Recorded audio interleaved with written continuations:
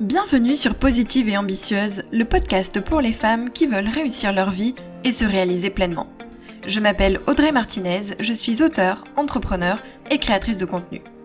Dans ce podcast, je vais vous apporter des conseils, des astuces, des pistes de réflexion pour vous aider à vous poser les bonnes questions et pour vous aider à aller au bout de vos objectifs de vie. N'hésitez pas à vous abonner pour recevoir les prochains épisodes et n'oubliez pas de laisser un avis 5 étoiles pour me permettre de gagner en visibilité et de faire connaître mon travail. C'est parti pour l'épisode, bonne écoute!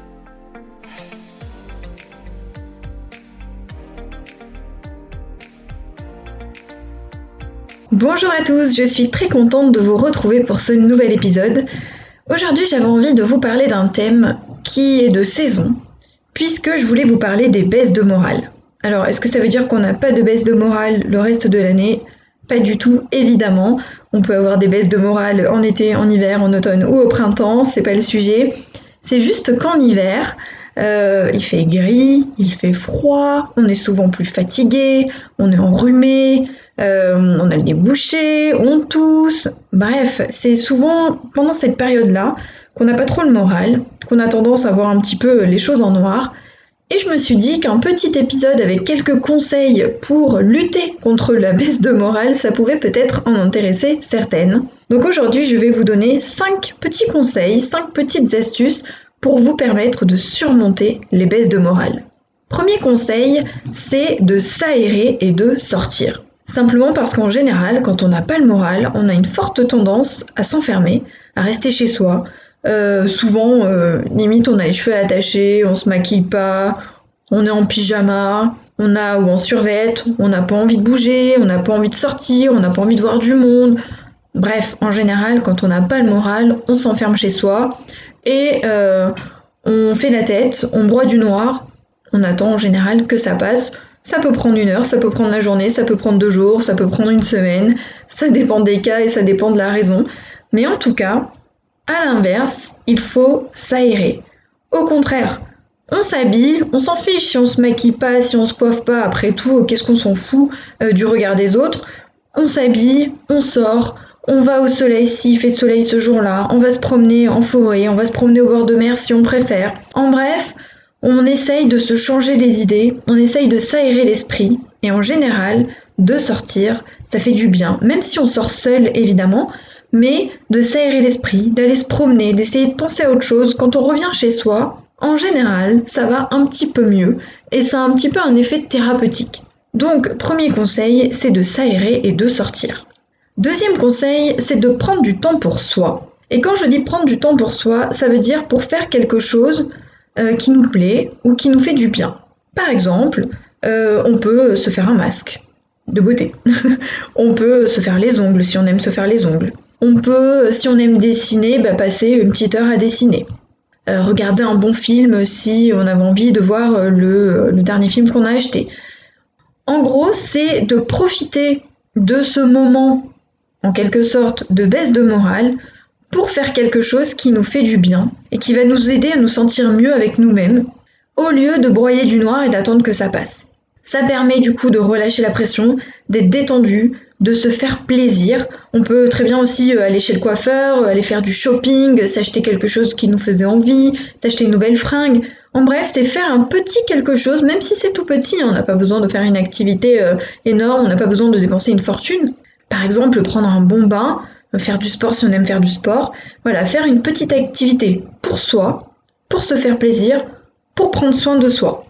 Donc, deuxième conseil, on prend du temps pour soi. Le troisième conseil, c'est de bien dormir.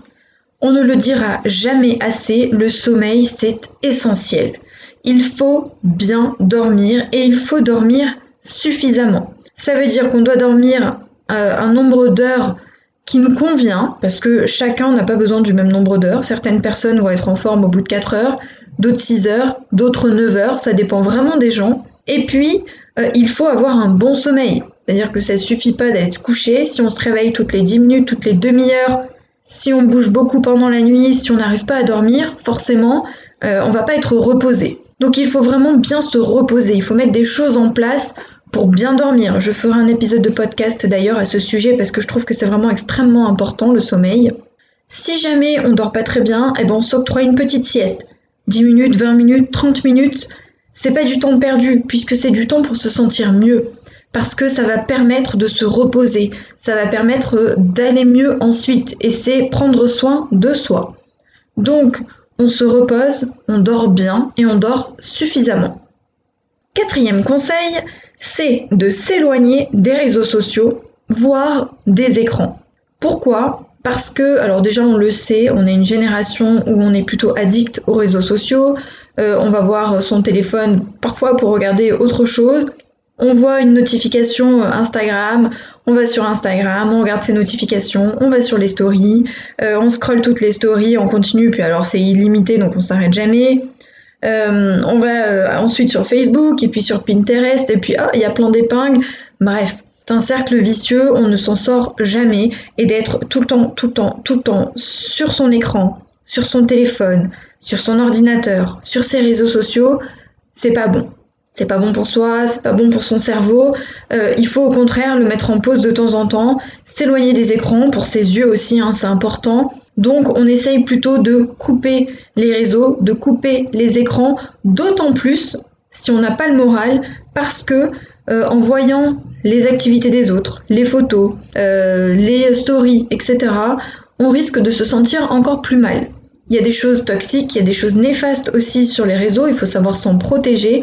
Et si on est dans un jour où ça va pas et qu'on voit quelque chose qui nous met de mauvaise humeur, qui nous déprime encore plus, qui nous fait nous comparer à quelqu'un d'autre, etc., ça va être pire, ça va empirer.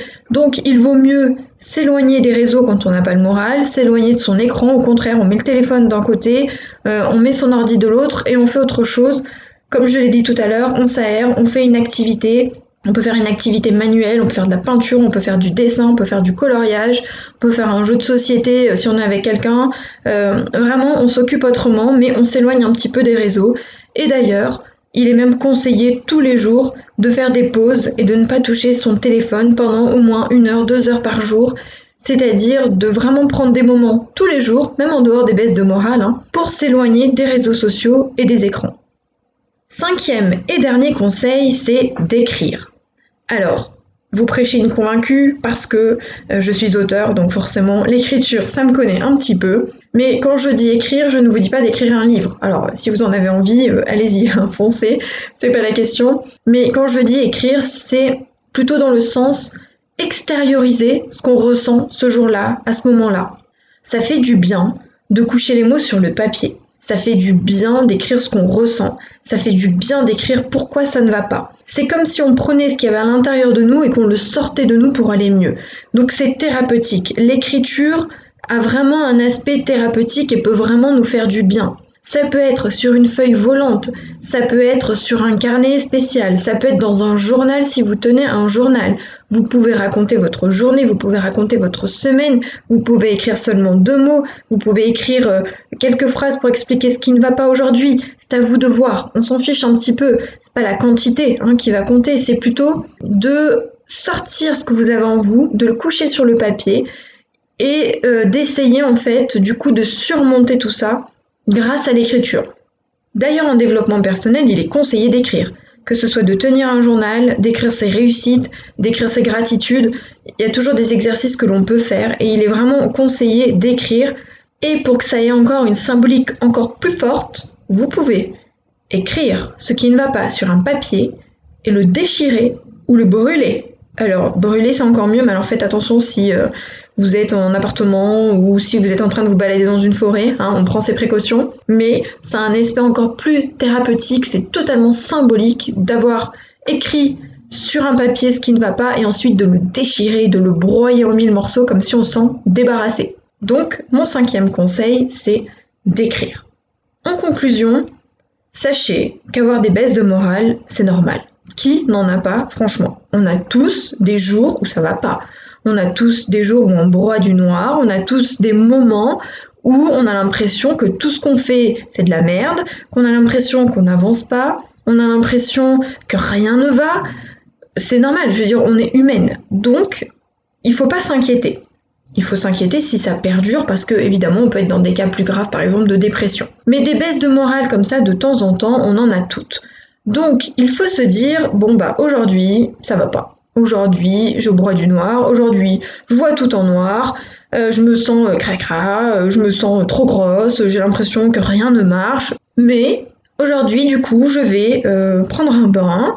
Je vais ensuite aller me promener en forêt.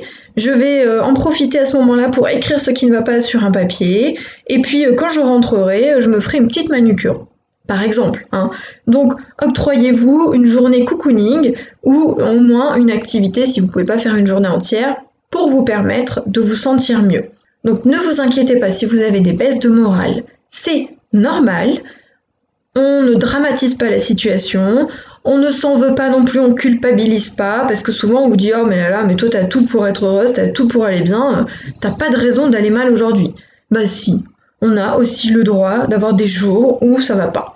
Et puis c'est pas parce que on est par exemple heureuse en couple, heureuse dans notre boulot, ou qu'on a des enfants, ou qu'on n'a pas de soucis d'argent, ou qu'on est en bonne santé, qu'on n'a pas le droit d'avoir des baisses de morale.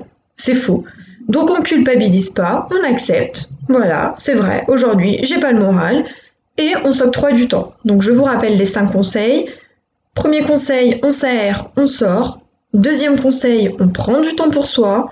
Troisième conseil, on fait attention à son sommeil, voire on s'octroie une sieste si on en a besoin.